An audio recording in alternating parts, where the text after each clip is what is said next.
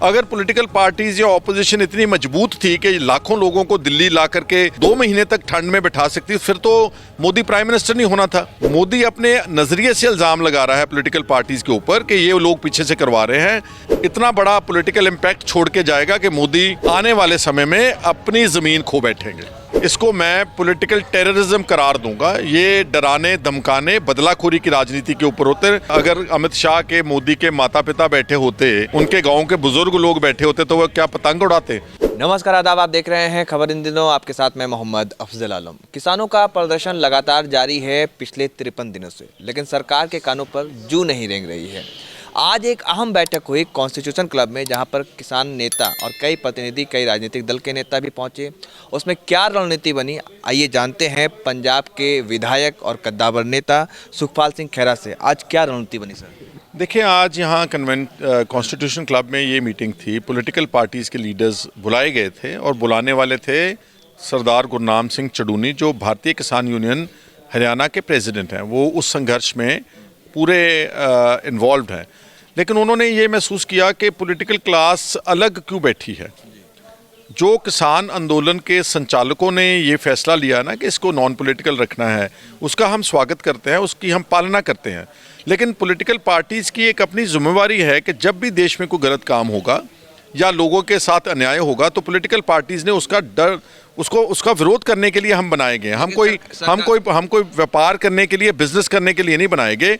इसलिए political parties को किसानों की मदद के लिए एक मंच पर लाने का प्रयास किया गया। उस सिलसिले में आज यहाँ पर मीटिंग हुई और मीटिंग में ये फैसला लिया गया है कि एक जन संसद दिल्ली में आने वाले दिनों में तय की जाएगी। वो जन संसद एक प्रेशर की तरह काम करेगा कि बीजेपी गवर्नमेंट को मजबूर करो कि ये 3 काले कानून रद्द करे और किसानों की बातें माने। तो सरकार तो यही कह रही है, मोदी जी भी यही कह रहे हैं कि जिनकी राजनीतिक जमीन खिसक गई है वो लोग मोदी हटाने आए हैं। ये किसी कानून से कोई दिक्कत नहीं है। पहले कांग्रेस भी इसको लाना चाहती थी, आम आदमी पार्टी भी समर्थन दे चुकी थी। ये सारा बेबुनियाद बातें जो बोलते हैं, वो पॉलिटिकल अपनी पार्टी को, ओपोनेंट्स को टारगेट करने के लिए बोलते हैं। असल में बात ये कि ये जो किसानों का आंदोलन है, ये प्योरली ऑर्गेनिक है। ये किसी के कहने पर नहीं हो रहा। अगर पॉलिटिकल पार्टीज या ऑपोजिशन इतनी मजबूत थी कि लाखों लोगों को दिल्ली ला करके 2 महीने तक ठंड में बैठा सकती, फिर तो मोदी प्राइम मिनिस्टर नहीं होना था। इसलिए मोदी अपने नज़रिए से इल्ज़ाम लगा रहा है पॉलिटिकल पार्टीज़ के ऊपर कि ये लोग पीछे से करवा रहे हैं।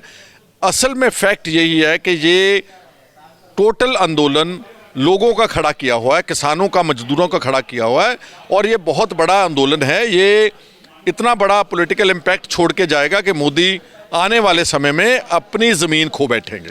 सरकार तो यही कह रही है कि अब हमसे राजनीतिक तौर पर लड़ नहीं पाए, हमसे हार रहे हैं, बार बार हर चुनाव में हार रहे हैं, इसलिए पंजाब में उनका जादू नहीं चला है। कैप्टन अमरिंदर सिंह वहाँ पर है, उन्होंने सारे किसानों को ला खड़ा कर दिया, सारे कांग्रेस के लोग। ये यही तो बोल रहा हूँ कि ये उनके इल्ज़ाम सरासर बेबुनियाद हैं। ये किसान और मजदूर इतनी बड़ी तादाद में किसी के कहने पर नहीं बैठे हैं।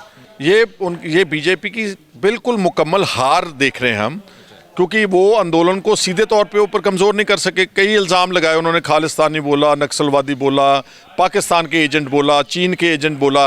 अब उन्होंने देखा कि कुछ नहीं चलता, तो NIA को बीच में ला करके, जो टाडा जैसा काला कानून है, UAPA, उसका मिसयूज़ करने लगे हैं और 40 के करीब लोगों को जो उन्होंने नोटिस दिए हैं, इसको मैं पॉलिटिकल टेररिज्म करार दूंगा। ये डराने धमकाने बदलाखोरी की राजनीति के ऊपर होते। इससे यहाँ से सीधी सीधी उनकी हार कबूल करते हुए बीजेपी नज़र आ रही है। आप कह रहे हैं कि मोदी जी बौखला गए हैं या बीजेपी बौखला गई है, लेकिन अमित शाह मकर संक्रांति पर पतंग उड़ा रहे हैं, सब अपने तरह से काम कर रहे हैं, उन्हें कोई परवाह नहीं कि किसान बैठे हुए हैं। या ये तो और भी बहुत बुरी बात है। अगर अमित शाह के, मोदी के माता पिता बैठे होते, उनके गांव के बुजुर्ग लोग बैठे होते, तो वह क्या पतंग उड़ाते? इसका मतलब यहाँ से ये देखना है कि ये कितने इनसेंसिटिव हैं लोगों के डिमांड्स को, ये लोगों की भावनाओं की कितनी कदर करते हैं। इनके रवैये से आप हमको नज़र आ रहा है, और दिन दूर नहीं है जब पूरा भारत इनके खिलाफ होगा और इनको राज सत्ता से हटा करके जो अपना लेजिटिमेट डिमांड्स है वो पूरी करवा के किसान जाएंगे।